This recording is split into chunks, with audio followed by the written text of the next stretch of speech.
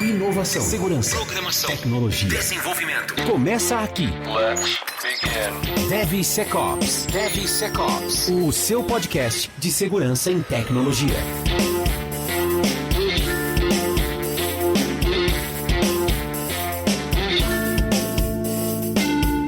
Fala galera, sejam muito bem-vindos a esse 21 de abril, feriado. Hoje é o episódio 16 da 12ª temporada, não. Viajei agora, eu ia falar da 12ª. Viajei muito. Vou voltar. O episódio 16 da 2ª temporada. Eu sou o Cássio Pereira. E eu sou o Marcos Santos. Agora sim, produção perfeita. É o feriado, né, velho? Feriadão é foda, né? Feriado mexe com a cabeça do pessoal, né?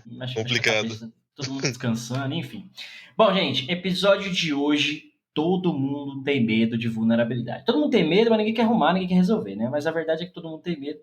Então a gente vai falar um pouquinho hoje de algumas vulnerabilidades. O Marcos trouxe aí algumas perguntas pra gente, eu trouxe um roteiro aí pra gente falar também de algumas coisas.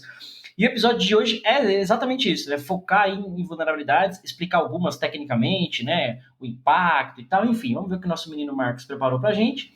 E é isso, né, episódio 16, feriado, e aí, Marcão? Acho que é isso, acho que a gente pode brincar um pouquinho, fazer umas perguntinhas, né? Sim, justo, né? Aproveitar o feriado, todo mundo aí descansando, ou você boa que tá aí parte agora, do nosso público. Você que tá aí agora no feriado, acabou de almoçar, tá saindo aí da sonequinha depois do almoço e tal, aproveita para absorver um conteúdo. Se você tá vendo isso aqui depois do feriado, não tem problema também, né? Presta atenção, divulga pros amiguinhos, compartilha com os coleguinhas, que é importante aprender um pouquinho sobre vulnerabilidades e ver os impactos que elas causam, né? Isso que é a principal motivação da gente explicar um pouquinho sobre elas, né? Sim, exatamente. Eu queria começar falando de uma parada para desmistificar, talvez, de uma vez por todas, o que é a criticidade de uma vulnerabilidade. Acho que às vezes a galera tem um pouco de confusão, um pouco de preocupação, né? Putz, por que uma vulnerabilidade ela é alta? Por que ela é média? Por que ela é baixa? Por que ela é crítica? Por que ela é informativa? Então, tem várias ferramentas, várias formas de encontrar vulnerabilidade, seja ferramenta de scan de infra, scan de rede, scan de aplicação, cara, não importa. No nosso contexto aqui, né, SAST, DAST, AST, SCA, asterisco AST, eu vou falar assim agora, asterisco AST. Né? Então, assim, qual que é o fator determinante técnico para dar uma criticidade de uma vulnerabilidade? Gente, se uma vulnerabilidade é considerada crítica, alta, é porque ela só precisa de um vetor de ataque.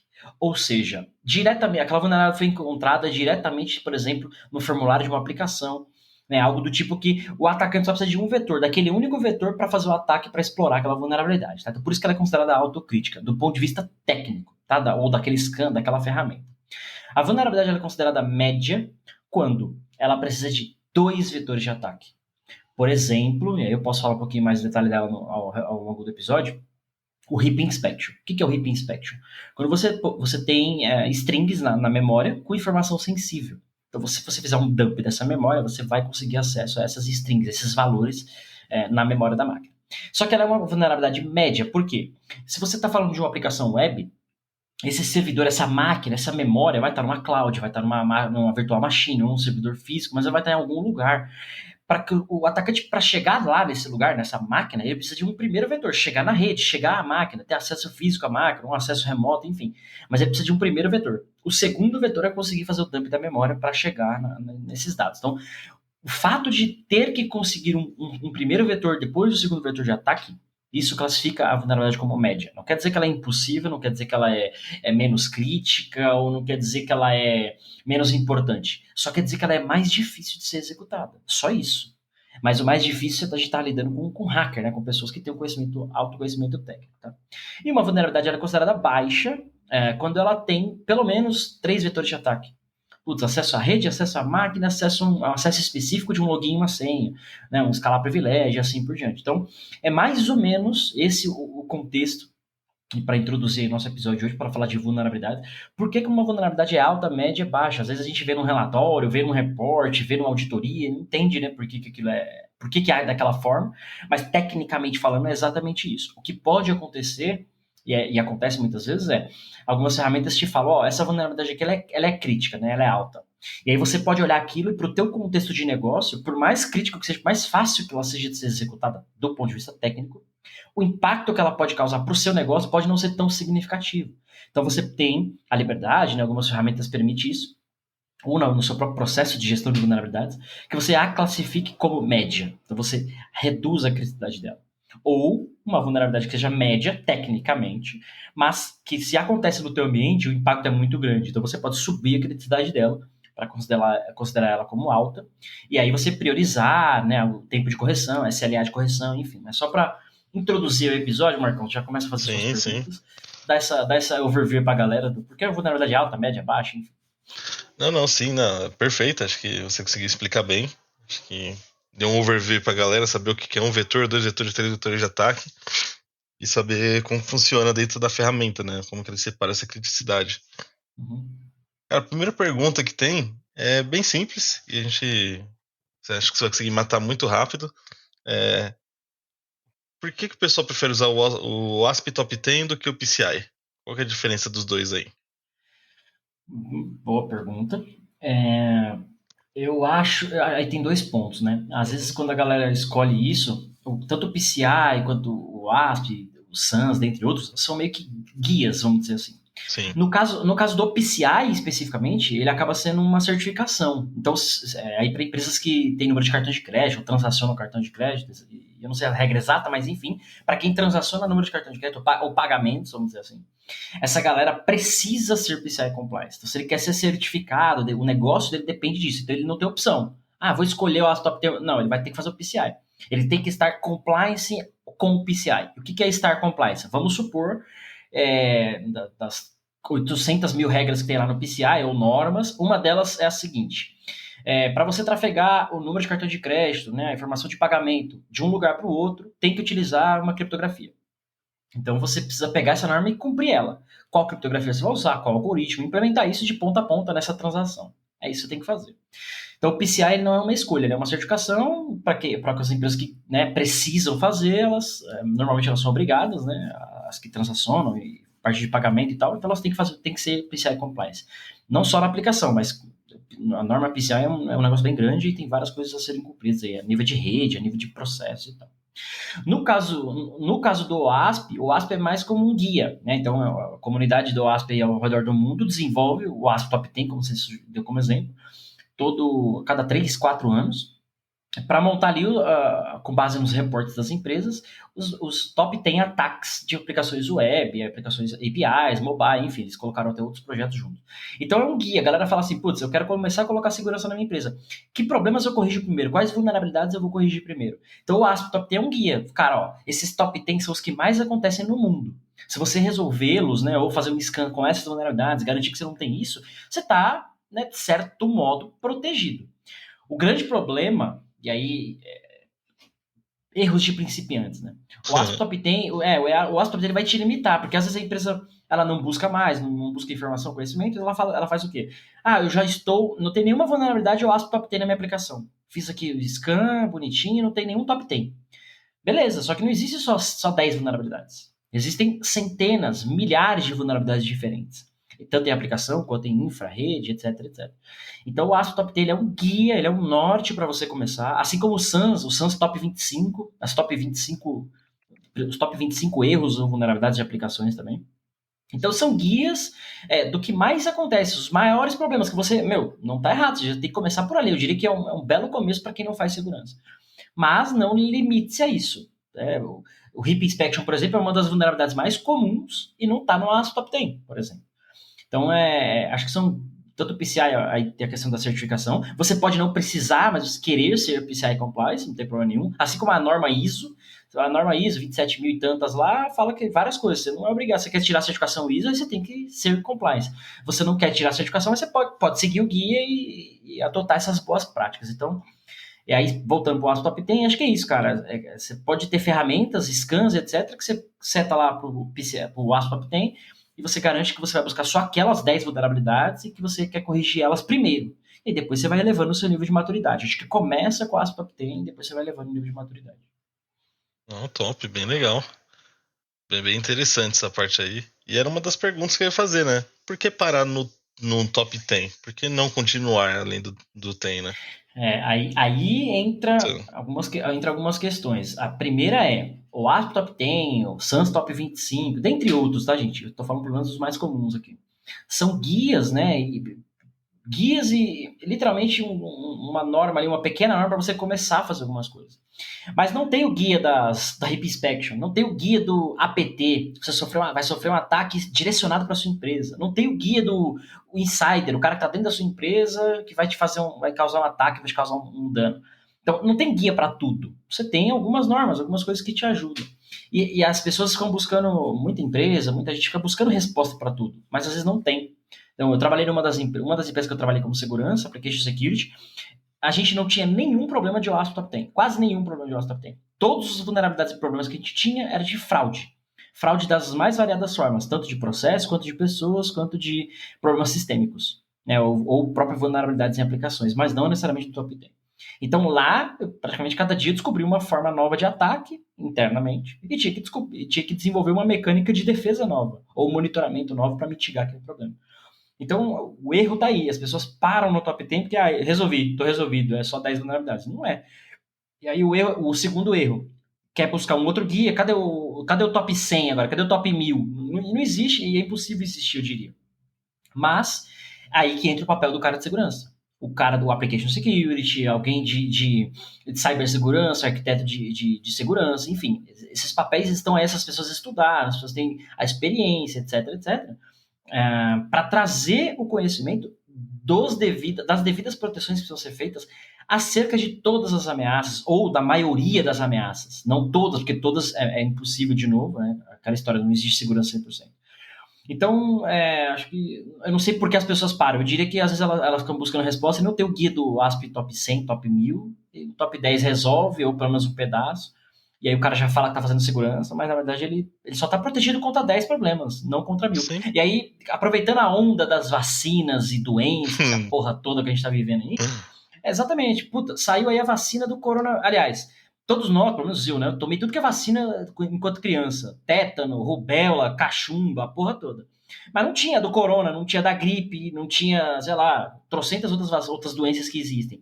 E não vai ter para muitas. Exatamente isso. Você começa a se proteger para aquilo que é conhecido. O ASP Top 10 é bem conhecido. Mas existem outros ataques, outros vírus, né? Como o corona aí, por exemplo, o Covid, que ainda não tem vacina, está em desenvolvimento, está em estudo. E os ataques são a mesma coisa. Vem um ataque novo, se é uma empresa de WAF, ele cria uma regra para aquela assinatura de ataque, e libera para todos os clientes. Mas se é uma vulnerabilidade de aplicação, às vezes não tem um guia para isso. Você protegeu ali o seu software, mas isso não está divulgado para a comunidade, isso não está exposto. Então é um trabalho constante aí que entra a figura do cara de Application Security. Acho que resume nisso. Não, top, bem legal. Bem explicado essa parte. E uma dúvida. Dentro do ASP você tem o WebGoat. O que é o WebGoat? Boa. Por que serve isso aí? Boa. O WebGoat... Sim, não. O WebGoat é uma aplicação de teste. Uma aplicação, não vou dizer real, mas é um software, né? A aplicação web lá é um software cheio de vulnerabilidades, com pelo menos o ASP Top 10. Então é uma aplicação que você usa para testes, para scan de ferramenta, para fazer validação de ferramenta SAST, DAST, etc, etc. Ou para fazer começar a brincar com bug bounty, começar a brincar com open test. Então você sobe essa aplicação, pelo amor de Deus, não num ambiente produtivo, sobe num servidor local, sobe num servidor local ali para você brincar. Cria uma máquina virtual e sobe isso aí. Isso. Ou mesmo na sua empresa, né? Cria um servidor ali de teste interno, né? Para você testar e tal. Mas é uma aplicação que vai ter todas as vulnerabilidades ali para você brincar, validar. Se eu não me engano, tem um como serviço já que está público, você só vai lá e testa todo dia, meia-noite eles resetam a máquina, durante o dia você fica brincando. Mas você tem o Open Source, tem o WebGoat para iOS, para Android, para C Sharp, Node, PHP, Python, tudo que é linguagem, tem a plataforma. E é basicamente um software que você usa para teste, cara. Bem legal mesmo, bem bacana. Aí tem aquela parte de invasão de SQL Injection para cartão de crédito também. Como assim? Porque pelo que eu tava vendo dentro da aplicação, ele tem algumas das lições deles o SQL Injection para roubar número de cartão, né? Tá. Eu acho que eu testei o de .NET, o de Java e o de PHP. que eu testei assim, pra brincar. Um deles, não lembro qual, um deles tem uma parte de carrinho, como se você simulasse um pagamento. Ou é de Python, enfim. E aí é mais ou menos isso. Os números são armazenados no banco e tem uma SQL injection lá que você consegue buscar essas informações e tal.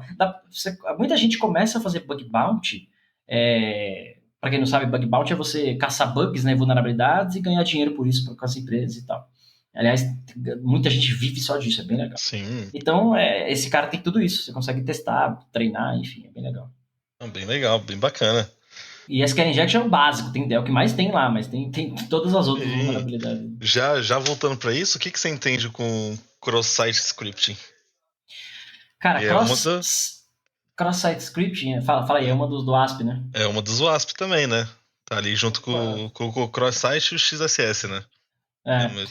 O famoso XSS, Isso. O resumo da ópera é você conseguir injetar um script ou executar um script de uma forma indevida e que vai te permitir acessos ou fazer outras coisas na aplicação. Por exemplo, imagina que você tem um site que faz um request para adicionar produto no carrinho, um e-commerce ali, por exemplo. E aí imagina que isso é feito por um JavaScript. E aí você consegue manipular esse JavaScript de tal forma que você consegue, a aplicação expõe o que todo mundo tem no carrinho, todos os usuários que estão logados têm no carrinho. Ou você consegue jogar um famoso XSS Storage, né? Você joga um script que vai ser armazenado no banco de dados da aplicação. Por exemplo, num detalhe de produto ali no e-commerce. Todo mundo que clicar e entrar no detalhe de produto, a aplicação vai lá no banco de dados, busca os detalhes do produto e traz na tela. Mas vai ter um script injetado lá no banco, que a hora que a aplicação carregar esses detalhes, vai executar um script e buscar os cookies daquele usuário, a sessão daquele usuário, enviar isso para uma API para o atacante, etc. Então, o cross-site script é isso, você conseguir manipular o JavaScript ou o comportamento da página para ele se comportar de acordo com você, atacante, quer fazer, ou quer direcionar o usuário para algum lugar, enfim. Bem interessante. Essa é velha. Essa é bem velha. Essa é bem velha, o pessoal já sabe. Cara, mas tem muita gente que tá por aqui que às vezes não sabe, não tem ideia. Cross-site script, mas, cara, dá para você conseguir acesso remoto da máquina, shellcode, shell reverso com XSS. Às vezes o cara fala, é só colocar o allergy ali na página. É o que a gente faz para testar, para ver se está vulnerável ou não e já reportar. Mas o cara que quer atacar, dependendo do nível de XSS e combinação com alguns outros ataques e outras técnicas, o cara consegue shell reverso no seu servidor. Sim. Bem importante falar aí, pessoal, até para ficar esperto com essa parte, né? Sim. E já aproveitando, as ferramentas de SAST do mercado, qual o percentual de identificação de XSS e SQL Injection são as duas maiores aí que a gente tem os maiores riscos, né? Vamos dizer assim, a aplicação. Eu não tenho informação de percentual. O que eu posso afirmar, e aí... Das ferramentas que você já usou, né? Sim, mas assim, eu digo assim, por experiência e pelas próprias ferramentas, aí pelo menos falando de ferramenta Enterprise, isso. A ferramenta Enterprise que não te mostra pelo menos o ASP Top 10, você tá pagando, jogando dinheiro no lixo. Porque é o mínimo do mínimo, como eu falei, cara, o ASP até é um guide, é um baseline. Todas as ferramentas Enterprise e as open source, inclusive as open source, já, cara, eu quero buscar o ASP Top 10, tá aqui. Ele vai te mostrar se você tem XSS, SQL Injection, assim por diante. Aliás, Injection, né? Não é mais só SQL Injection. Então, a ferramenta SAST, né? Você falou do SAST, e as Enterprise que não te mostra isso, você já tá jogando dinheiro errado, jogando dinheiro fora. Agora, assim, putz, eu tenho uma aplicação com 10 SQL Injection. Rodei aqui um SAST e me mostrou 5. Rodei outro SAST e mostrou 8. Rodei outro SAST e mostrou todas. Então. Aí você teria que fazer esse teste na mão, benchmark mesmo na mão. Nunca fiz, mas o que eu te posso dizer é, cara, cross-site e SQL Injection, todas tem que te mostrar. Até as open source, porque isso é básico do básico. Não, top, bem... Falou bonito. A porcentagem mesmo, eu nunca testei todas, eu não sei dizer, né? Sim, fica difícil, é mais pela sua experiência de mercado mesmo. Sim, é isso aí. Já tá um bom tempo aí, já mexeu com algumas ferramentas, acho que é importante o pessoal saber que tem diferença entre as ferramentas. Isso vai ter. Só que ferramenta que não mostrar, tá no caminho errado. Sai dessa empresa aí. Sai dessa, vai pra outra. Exatamente. Eu sou cheio das vinhetinhas aqui agora, velho. Tô vendo. Tá melhorando, tá aprendendo. Quem é Flow Podcast? Não, Flow Podcast perto da gente não é ninguém. Para com isso. Da hora. Cara, uma pergunta. Qual que é a importância do dos certificados do SSL para controle de vulnerabilidades. Você saber, assim, como que você tá. Deixa eu ver se eu consigo responder de uma outra forma. Então. O uso do SSL é para você garantir que aquela comunicação de uma ponta a outra vai ser criptografada. Sim. Existem várias vulnerabilidades relacionadas ao não uso do SSL ou à má implementação do SSL. Você não usa SSL, já tá fudido aí. E tem o fato de você usar errado, né? Usar uma criptografia errada, configurar errado, botar uma senha fraca no servidor, enfim, tem vários pontos aí. Então tem vulnerabilidades relacionadas a isso. Eu acho que utilizar o SSL ou não é mais uma escolha, uma opção, cara. Tem que ter. É um HTTPS ali na sua aplicação. Mas basicamente o resumo é esse. Você coloca para garantir que a criptografia da informação, assim que ela entra no seu site ali, né, um formulário, por exemplo, até ela chegar no seu servidor, ela vai estar criptografada e não vai ter alguém escutando essa comunicação no meio ou poder interceptar essa comunicação e ver a informação. Pode até interceptar, mas o fato de estar com SSL vai estar criptografado e ele não vai conseguir abrir. Mas existem algumas vulnerabilidades relacionadas a isso, ao não uso do SSL. O Dast acusa muito isso, né? Não tem SSL. No SAST, às vezes tem uma chamada ali direta no código para uma URL que não tem isso, ele vai te acusar também uma chamada sem segurança. Tá? Tem várias formas disso. É interessante o pessoal saber, né? Que hoje é uma coisa que é obrigatório, né? Um site que não tem SSL, você já começa a desconfiar dali. Sim, já tá estranho ali, né? Já tá estranho, bem estranho, né? Ou SSL inválido, né? Você abre ali, ele também fala, né? Tá autoassinado, tem várias formas também. Sim. Tem pessoal que só pega, só bota os certificados só pra meio cumprir tabela, né? Não acaba implementando bem isso aí. Sim. E isso acaba sendo pra quem trabalha com segurança, muito crítico. Exato, exatamente. Cara, o que é um ISDN? ISDN? Isso. Não sei, deixa eu ver. Deixa eu aproveitar que você tá gravando. ISDN. ISDN. Integrated Service Digital Network. Isso. Rede de Serviço Digital Integrada. Cara, por nome, não sei não. Pô, me fudeu no meu podcast. Quem manda aqui sou eu, caralho. Quem manda é você, mas as perguntas são minhas. Integrated Service Digital Network. Cara, não conheci esse termo, não conheço mesmo. Interruptor de chamada de dados.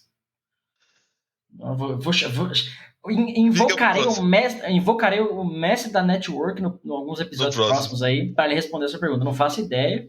Não conheci nenhum termo mesmo. ISDN. Posso até aplicar alguma coisa, mas não sei saber o que é. Mas não, a gente traz um especialista para responder pra gente quem é ISDN na próxima. Me fudeu. Fudiu pro dono do programa, tá vendo? É assim que a gente acaba com a brincadeira do pessoal. Não, mas é bom isso, que às vezes a galera manda as mensagens pra mim achando que eu sou o dono de tudo, que eu sei da porra toda. E, mano, não sei de tudo. Eu sei algumas coisas, mas não tudo. Sim, ninguém sabe de tudo, a gente tá sempre aprendendo. Essa é a realidade. E eu tô sempre aprendendo contigo. Faça uma fácil agora que eu saberei responder. Agora uma bem simplesinha. Tem aquela famosa briga de Windows e Linux. Cara, qual que é a melhor para você implementar ferramentas de segurança? Você implantar segurança numa empresa? Windows ou Linux? Isso é simples. Eu diria que é difícil porque, assim, sim, se você tem que implementar sei lá, um AF, cloud-based software, tanto faz onde ele está rodando. Sim. Aquele software vai garantir isso. Se você vai implementar um Fire, você tem uma caixa que o firmware dele, muitas vezes, ele é Unix-based, muitas vezes. Uhum. Um dos melhores SaaS de mercado roda baseado em Windows para achar a vulnerabilidade de aplicações. Então, para aplicar segurança é mais difícil. Eu diria que é difícil responder, porque você tem soluções boas em ambas as plataformas. O Linux ele tem menos problemas que o Windows, muito menos problemas de segurança que o Windows, mas também tem os seus problemas de segurança. Sim. Não deve ser descartado a utilização de antivírus, proteção, etc, etc. O Windows, por ser muito mais utilizado desde o começo, desde já era, né, desde os primórdios, ele foi desenvolvido muito mais vírus, malwares, etc, pro Windows. Então, para quem usa o Windows ou Linux, o Windows está muito mais vulnerável de uma certa maneira. Mas para aplicar segurança, a maioria dos firewalls, aí, a maioria de servidores, é tudo Linux. Mas também eles também precisam ter proteção, é isso que eu estou querendo colocar. Não, sim. De uma maneira geral, você tem várias... tem muito processo, cultura, pessoas envolvidas, mas tecnologicamente falando, as ferramentas de segurança, muitas estão para Linux, mas eu conheço muitas também para Windows. Então, acho que dá na mesma. Não sei. É uma polêmica isso, mas para mim dá na mesma. Não, bela polêmica. Mas o importante é chegar no ponto que você falou, né? Ambos precisam de segurança. Não é porque você tá no Linux que você tá inimido de ter invasões ou de o pessoal não conseguir pegar algum dado seu. Exato. Um exemplo disso é a gente falou de WAF no episódio passado. Sim. O WAF ele é um software. Os próprios WAFs têm falhas de segurança nos próprios softwares, que são constantemente atualizados, corrigidos, etc. Mas ele não tá imune. Não existe aquela história de imunização, saca? Então, vai ter problema. A maioria dos servidores de Firewall, de configuração de rede e tal, você tem Linux por trás, mas é como um sistema operacional para suportar tudo isso. Mas não quer dizer que o Windows não tenha também, e tem, como eu falei, um dos melhores SaaS do mercado Enterprise é com base em Windows. Agora que eles estão lançando uma versão em Linux específica, mas foi baseada em Windows a vida inteira e é top de mercado, por exemplo. Sim. Não, tá certo. É basicamente. Era uma das respostas que eu tava esperando mesmo. Top. Cara, uma pergunta aí. Voltando um pouquinho pro. Mais uma, né? Mais uma. Só que essa daqui não é difícil. Essa aqui você sabe responder. Vamos ver. Dentro do ASP, lá a gente tem o WebScribe. Scarab. Eu nunca sei fazer esse negócio aí. De onde? Dentro do ASP. Tem aquele WebScarab lá. Scarab. Não sei pronunciar. Me desculpem aí, pessoal. Me desculpa de verdade. Eu não sei pronunciar esse negócio aí. Tudo bem. Pra que serve essa ferramenta que tá dentro do ASP? Cara, o WebScarab. Deixa eu ver se eu lembro. Se eu não me engano. Eu acho que tu se eu já não me engano, Então, eu acho que eu fiz uma vez uma. Eu fiz, não, minto. Eu fui numa palestra e um cara demonstrou a utilização dessa ferramenta, do WebScarab. A galera conhece muito o ASP Top 10, mas o ASP é uma comunidade mundial que tem trocentos projetos lá dentro. Tem muita coisa. O WebScarab é um desses projetos. E eu lembro que o cara demonstrou essa ferramenta. Eu não lembro, tá? De verdade. Eu acho que é um cara para buscar vulnerabilidades em aplicações. Não há. Enquanto você vai pensando na próxima pergunta, eu vou olhar no site aqui. Mas eu acho que é uma ferramenta que faz uma busca de vulnerabilidades na aplicação. Eu só não sei se ele é do estilo Dast ou SAST ou algo do tipo. Não, já pega aí já. Enquanto você tá. É verdade, ó. O Automatic Interactive to Test Web Applications for Their Security. A tool that may use. Teste automático e interativo de aplicações web. Tá? Imagino que seja estilo Dast, algo do tipo. Mas eu praticamente nunca testei, tá? Nunca utilizei. Já vi numa demonstração, mas nunca utilizei. Eu só vi por cima, eu não posso me falar muito porque eu não me aprofundei. O que eu vi mais é que ele faz. Ele é em Java, né? E ele fica ali fazendo várias operaçõezinhas em HTTP, HTTPS para te trazer algumas vulnerabilidades web. Tá, então acho que ele deve atuar mais ou menos igual um Dast. Isso foi o máximo que eu consegui testar ele, né? Eu vi numa palestra, acho que na B-Sides, aqui uma vez que eu fui, alguém mostrou utilizando ele e tal, mas eu mesmo nunca testei, enfim, nunca nem procurei sobre ele. Mas acho que é tipo um Dast. Tipo um Dast, né? Cara, uma pergunta aí, saindo um pouquinho desse meio, já que você aproveitou e falou de B-Sides aí. O B-Sides é uma das maiores conferências, acho que, mundial de segurança, né? Tá todo mundo aí, tem vários países. Inclusive aqui no Brasil, vão quando acabar essa pandemia. É muito legal. Lá eles têm várias palestras. Uma delas, os caras falaram de honeypotting. Acho que é bem legal falar pro pessoal. O que é o honeypotting? Cara, B-Sides é um evento muito foda. Tem ao redor do mundo inteiro. Talvez seja o maior nesse sentido, né? De spread e tal. E honeypot é basicamente você criar um ambiente é como se fosse uma arapuca. Você cria um ambiente. Ele é real, mas no fundo ele é fake, é um ambiente fake, que o cara vai te atacar, mas ele cai nesse honeypot. Você consegue coletar ali várias informações, logs, dados, para buscar quem tá te atacando, enfim. Então você cria um ambiente ali segregado, muito parecido com o seu ambiente real, que você vai meio que enganar o cara.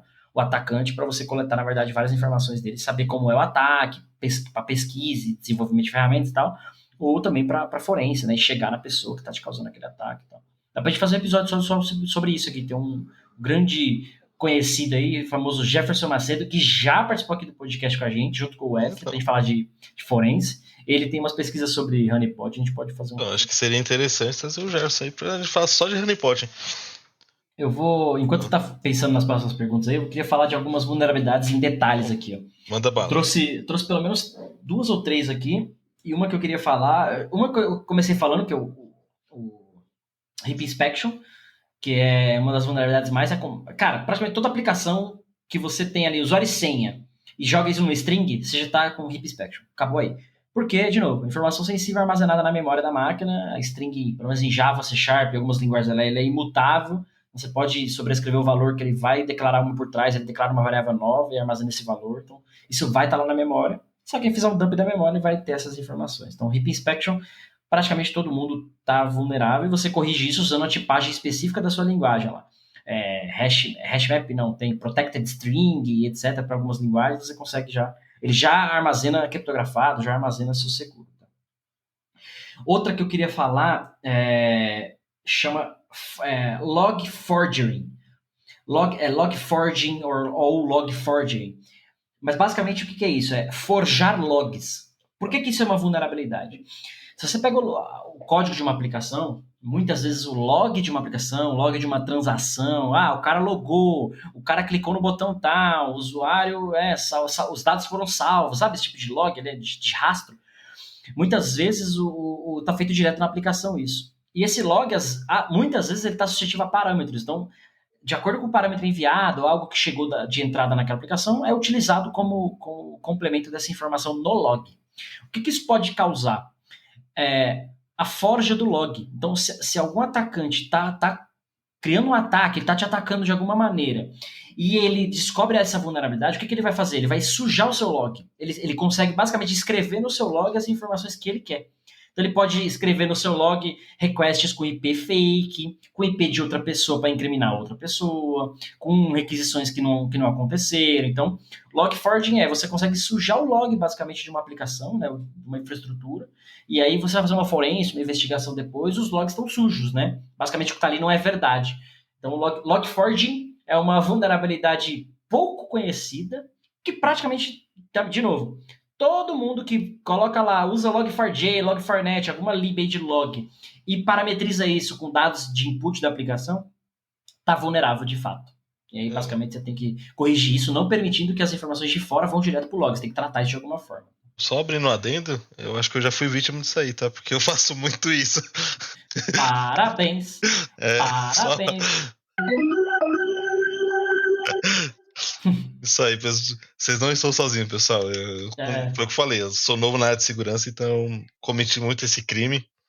E tô aqui pedindo desculpas. Desculpa às empresas que eu já passei, onde eu deixei log aberto. Tá tudo bem agora, mas pra onde você passou, foda-se, né? Então, foda-se, caguei, tá vulnerável, revisem os logs.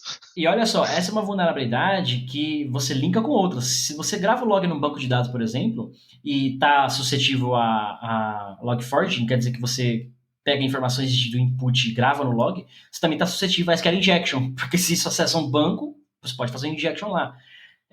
Assim como, dependendo da informação onde ela vai, se ela gospe na tela de algum log de alguma forma, tipo, você clica ali e o usuário ser inválido, alguma coisa do tipo. Isso passa com input no log para cuspir na tela de novo, você pode estar suscetível a um XSS também. Então, os ataques eles são muito bem combinados, as vulnerabilidades se encontram em alguns momentos aí, tá? Mas log forging é uma das que todo mundo praticamente aí suscetível, mas não sabe. E outra que eu queria falar, antes de você fazer pergunta aí, Marcão. Não, manda bala, cara. Uma vulnerabilidade comum.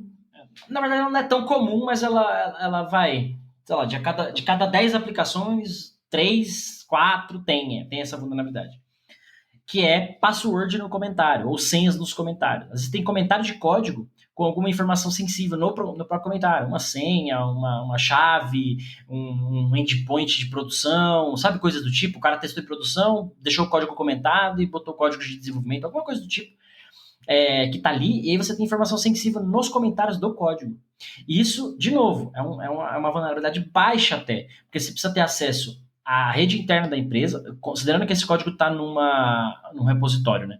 Você precisa ter acesso à rede da empresa, acesso ao repositório, que normalmente é autenticado, e descobrir qual que é esse código-fonte. Então, 3 vetores de ataque.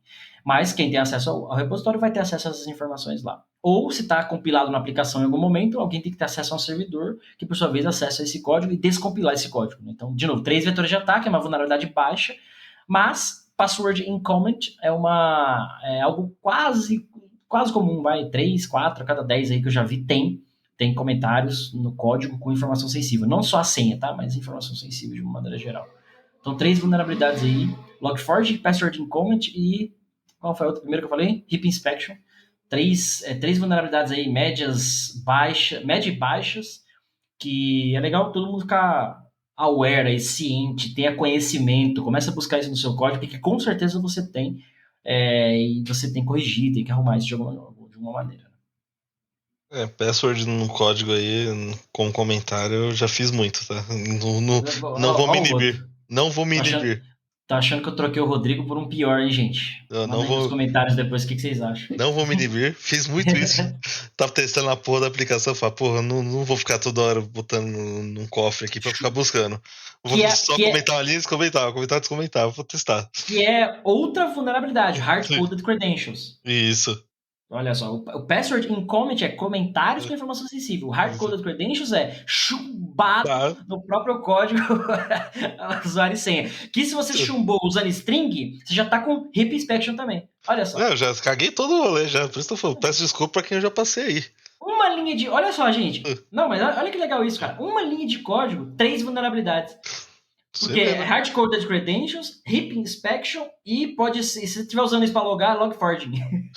Não, cara, caguei. Meu Deus do céu. Bom, legal. Recomendo vocês botarem um SAST aí. É a história da... mas olha que engraçado a gente falar de vulnerabilidade assim, porque, cara, isso parece... às vezes a gente fala assim, se você não tem tal doença, se você não cuidar, vai se agravar. Eu não sou médico, especialista nem nada, mas é aquela história, você pega uma gripezinha, você tá só com gripe. Aí você, daqui uma semana passa. Daqui uma semana você tá com pneumonia, porque você não tratou, o bagulho fudeu o seu pulmão, catarro, a porra toda. E assim, você não cuidou de um problema e evoluiu para outro, que aí, assim, gripe não mata, pelo menos, né, os jovens e tal, mata velho e criancinha, sei lá. Mas não mata a maioria das pessoas, uma gripe normal. Mas pneumonia mata todo mundo. Então, se você não cuida daquele pequeno problema que foi no começo, e, cara, gripe todo mundo vai pegar. Todo mundo vai pegar. Você vai pegar uma vez na vida, pelo menos uma vez na vida você vai pegar a gripe, mas eu tenho uns 2 anos que eu não pego. A próxima que eu pegar eu tô fudido também. Mas vulnerabilidade, cara, é mais ou menos isso. Ela começa com uma gripezinha. Putz, que nem eu falei do heap inspection. É uma vulnerabilidade média, todo mundo tem. Mas, poxa, já vê que já gera para um hardcoded credentials, já pode virar um log4j, já pode virar um inject, já pode virar outras coisas que são muito mais graves, são pneumonias, né? Aí você pode morrer. Então sua aplicação pode ter um impacto, um dano muito maior. Vai escalando, porque o dev não tem consciência. Eu fui dev mais do que eu já sou de segurança, então eu falo, a gente não tem consciência dessas vulnerabilidades. Então a gente vai fazendo e vai seguir na vida. Se ninguém alertar a gente sobre o quão grave é essa vulnerabilidade, a gente vai continuar fazendo. Ou que aquilo assim. É uma vulnerabilidade, né? Não precisa nem ser a gravidade, eu acho que é um problema, né? Exatamente. Se ninguém alertar, como que eu vou saber? Eu não tenho nenhuma ferramenta me falando, eu tô usando minha IDE não tá gritando, não tá falando nada. Vou continuar. Tô entregando no prazo, tô fazendo tudo certo. O SAST é um mínimo que tem que ter, é um mínimo.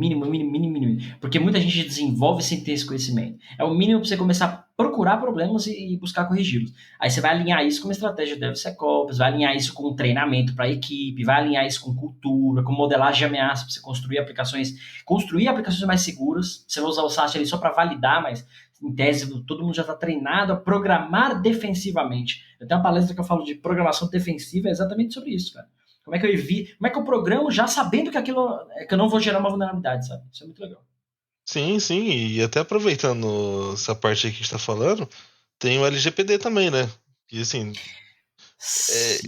entra dentro do código, porque querendo ou não, às vezes a gente deixa muita informação exposta ali trafegando, né? Sem criptografia. E tem uma outra vulnerabilidade que chama Privacy Violation, ou violação de privacidade, que está diretamente ligada à LGPD, como você falou agora, que é basicamente o seguinte, e aí eu peguei até no meu Instagram, campanha lá do mês do SaaS, eu postei esses dias que é exatamente isso. O cara tem lá uma linha do código dele que é log.info, ele está logando alguma coisa na aplicação. E o log dele é usuário tal, e aí concatena com o e-mail, tentou logar no sistema data e hora, utilizando essa senha. Então, a topeira que programou esse código, ele loga a informação, ele já está cagando uma vez, ele está logando a informação com informação sensível. Ele entrou uma informação sensível, que é o usuário e senha na aplicação, e ele tira da aplicação dele para jogar no log. Ou seja, esse log pode estar sendo gravado num file system, num TXT da vida lá no servidor, que sabe Deus quem tem acesso a esse servidor. Isso pode estar sendo gravado num banco de dados, que sabe Deus quem tem acesso a esse banco de dados. Isso pode estar sendo enviado por e-mail, por SMS, porque a biblioteca você olha ali do código, a biblioteca de log. Você não sabe como ela está configurada e para onde ele manda esse log. Então você está violando a privacidade daquele usuário, né? Você está passando no usuário e senha, puro, texto puro, sem criptografia, e salvando em vários lugares no log ali. Então, Privacy Violation é outra vulnerabilidade que está ligada diretamente à LGPD, e a outra não precisa nem ser LGPD. Violação de privacidade já é um problema por si só, né? Por natureza. Sim, e assim, não se preocupa, né? Estão começando a se preocupar agora por causa da LGPD, mas já vi muita empresa, já vi muito lugar aí trafegando dados de usuário de maneira incorreta aí, sem criptografia nenhuma, logando em tudo quanto é lugar, mandando JSON aí sem passar por cofre, sem mandar por token, nem nada. Só pega assim, ó, nome, RG, CPF, telefone, data de nascimento, plau, manda. Trabalhei numa empresa aí, não queria falar não, mas a galera, toda a integração que era feita, os caras tinham salvo o payload de request e de response de todas as requisições. É igual o que eu passei. Tudo que era trafegado era salvo no log, então já gravava-se um log absurdo de tanta informação, mas tinha toda a informação lá. Cara, era ridículo. Você olhava o banco de dados, tava tudo gravado ali, sem nenhuma proteção. Então, assim, pensando na LGPD hoje, vai dar muito trabalho corrigir bastante coisa ali. Como diria o filósofo, que triste, tomara que piore. E já aproveitando também, tinha a ISO 9001, né, de segurança aí. E um dos critérios lá que a empresa não conseguiu pegar a ISO de primeira foi essas questões de dados expostos, né? Então, a gente teve todo um trabalho ali para arrumar pelo menos a fábrica de software para conseguir tirar uma certificação ISO. Porque ela estava diretamente ligada à LGPD também. Mas acho que não é 9001 não, é 27.000 e alguma coisa, né? Não, a 9001 tá ligada à LGPD. Eu tenho certeza. Tem certeza? Tenho, absoluta. Eu fui o cabeça, eu que ajudei a tirar a ISO. Você foi o cabeça, então tá tudo certo. Então. Eu que ajudei a tirar ela. Então, a ISO 9001 ela tá ligada à LGPD. Então, ela tá ligada aos processos que vão para a LGPD, né? Mas, assim, foi bem complicado, porque, assim, boa parte da empresa não conseguiu. A gente teve que adequar a fábrica, primeiramente, os processos da fábrica, para depois conseguir tirar essa ISO, né? Então, deu um trabalho, a gente ficou aí pelo menos uns 6 meses aí tentando passar na auditoria. Tá certo. Faz parte, né? Faz parte, acontece, né? Agora, Cássio, uma perguntinha pro senhor. Pra finalizar, né? Estamos acabando já, né? Pra finalizar. Acho que você vai conseguir mandar bem aí. Cara, tem aquela briga eterna lá. O que é mais seguro? Open source ou código proprietário? Qual deles você acha que é mais seguro? O que é mais seguro? O código aberto, o famoso open source, ou o código proprietário? Cara, nunca parei para pensar nisso, mas respondendo de bate-pronto, o código proprietário é mais seguro, porque você tem menos pessoas envolvidas naquilo. Então, sei lá, você tem um time, menos pessoas, não necessariamente, mas você pode ter um projeto open source de X pessoas e internamente numa empresa, mais pessoas que aquele projeto trabalhando naquilo. Mas o que eu quero dizer é, o open source está muito mais exposto a várias pessoas mexerem. Então, várias cabeças pensando naquilo, cada um faz de um jeito, você tem algumas regras, algumas normas. No proprietário, dentro de uma empresa, você tem mais regras, vamos dizer assim, menos pessoas envolvidas, então tende a ter menos exposição. Mas eu não sei se eu afirmaria que um é mais seguro que o outro. Eu acho que se a gente parar para analisar nisso, um tem mais gente envolvida, outro tem menos, só nisso você já garante que um está mais exposto que o outro. Até por a questão dentro da empresa, você só pode, às vezes você tem code review, às vezes tem umas políticas, né, boas práticas de programação e tal, então aquilo garante que aquele código vai estar mais seguro e menos exposto, porque ele está só ali.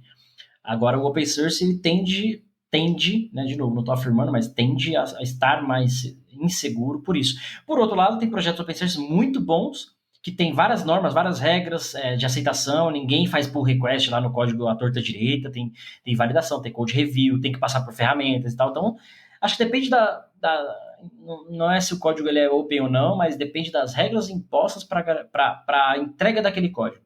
Se você tem um mínimo ali de preocupação com segurança, né, seja open ou seja prioritário, ele tende a estar mais protegido. Se você não tem regra nenhuma, cada um faz de qualquer jeito, seja numa squad de uma empresa ou num open source de 10 pessoas ou 1 milhão de pessoas no mundo inteiro, sem regra, acho que cada um vai fazer de um jeito e tende a trazer vulnerabilidades e exposições para esse código. Acho que não dá para fugir muito disso. Não, top. Eu tenho uma dúvida aí, acho que o pessoal também deve ter. E é uma dúvida assim bem... Acho que é uma dúvida bem legal, sim. Assim, o que o senhor acha de biblioteca de terceiros e o que eu posso usar para proteger essas bibliotecas de terceiros? Porque é uma realidade. A gente sabe que quase todo mundo usa biblioteca de terceiro hoje em dia, não tem pra onde fugir, né?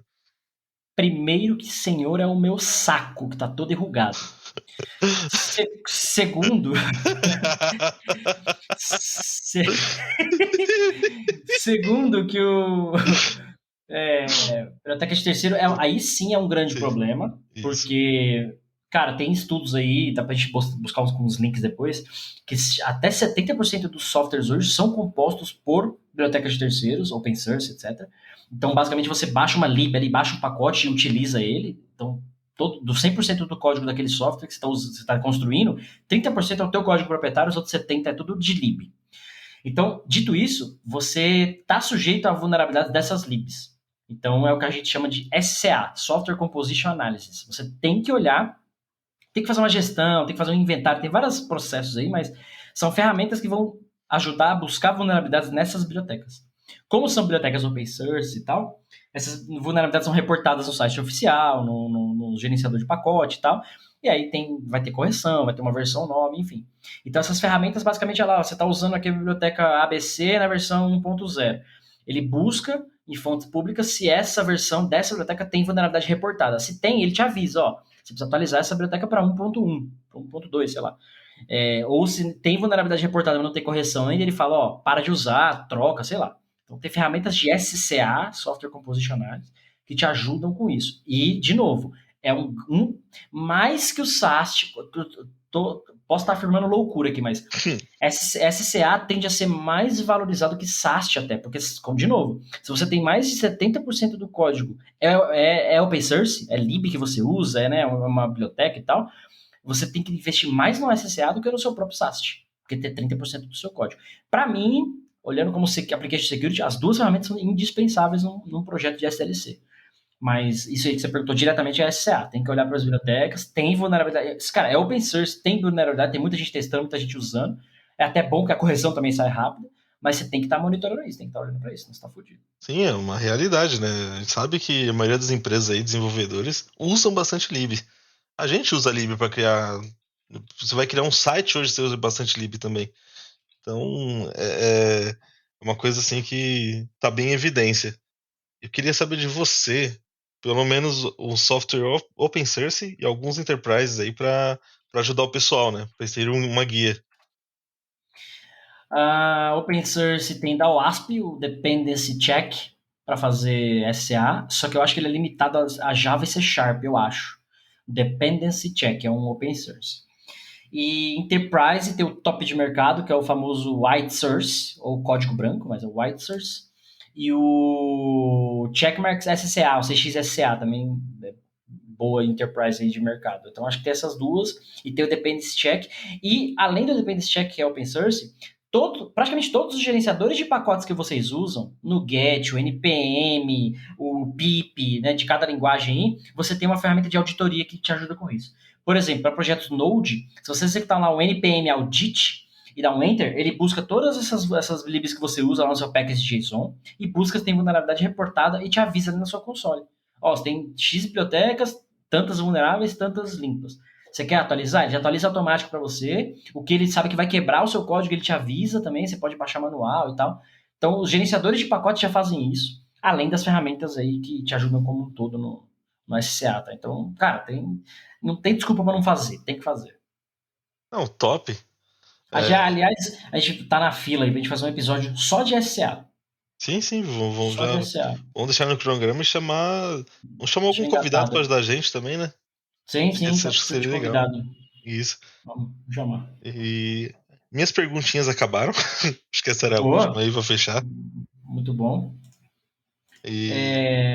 Antes de você fazer seus comentários finais, deixa eu dar um recado aqui pra galera. Manda aí. E claro, lembrando que você acompanha o DevSecOps Podcast em todas as plataformas digitais, no Amazon Music, Apple Podcasts, Castbox, Deezer, Google Podcasts, iRadio, Geo7, Podcast Addict, Podchaser, Spotify, diretamente no Spreaker e, claro, também no YouTube. E também no YouTube, que a gente tá pensando em fazer uns vídeos de novo, vamos ver, mas por enquanto tá só o áudiozinho lá pra você curtir. Sim. Bom, Pode falar. Não, aproveitando quem tá assistindo a gente aí no YouTube, quem tá vendo o podcast no YouTube, deixa aí nos comentários aí alguns temas que vocês queiram ver, que a gente traga aqui pro podcast, e também dúvidas se tiveram sobre esse episódio, né? Seria bem importante pra gente. Não esquece de curtir e compartilhar também, que é bem importante pra gente. Mas tragam suas dúvidas. A gente vai fazer um episódio somente respondendo dúvidas de quem comentou. Então é bem importante que você traga suas dúvidas aí. Muito bom. Eu tô vendo que a audiência do podcast tá aumentando bastante, graças ao bom algoritmos por aí. E legal, cara, assim, a galera que vocês estão ouvindo aí, curtindo, vai lá manda no direct do meu Instagram, manda no e-mail devsecopspodcast@gmail.com, manda lá no comentário do YouTube, manda as dúvidas, manda a sugestão de tema, mano, fica à vontade, a gente tem toda uma pauta, um roteiro para seguir, mas a gente quer levar conhecimento para vocês, então, se vocês tiverem sugestões, mandem. Já tem alguma, no último episódio de UAF, a galera compartilhou lá, mandou algumas coisas legais já. No Instagram mandaram algumas coisas também, mas fiquem à vontade para mandar, não. Aproveita o conselho do Marcão aí e manda mesmo. Sim. Bom, então é isso, episódio 16 do DevSecOps Podcast, dia 21 de abril, feriadão. Eu sou o Cássio Pereira. E eu sou o Marco Santos. Antes, só um quero falar uma coisa. Dar tchau, né? Então, cara, por que o Napoleão era chamado sempre para as festas da França? Como? Por que o Napoleão era chamado para as festas na França? Porque ele é bom na party. Estragou minha piada. Nossa, eu sou um monstro. Eu hackeei a piada do cara e é com essa que a gente se despede. Até semana que vem, galera. Falou, gente. Um abraço. Termina aqui DevSecOps, o seu podcast de segurança em tecnologia.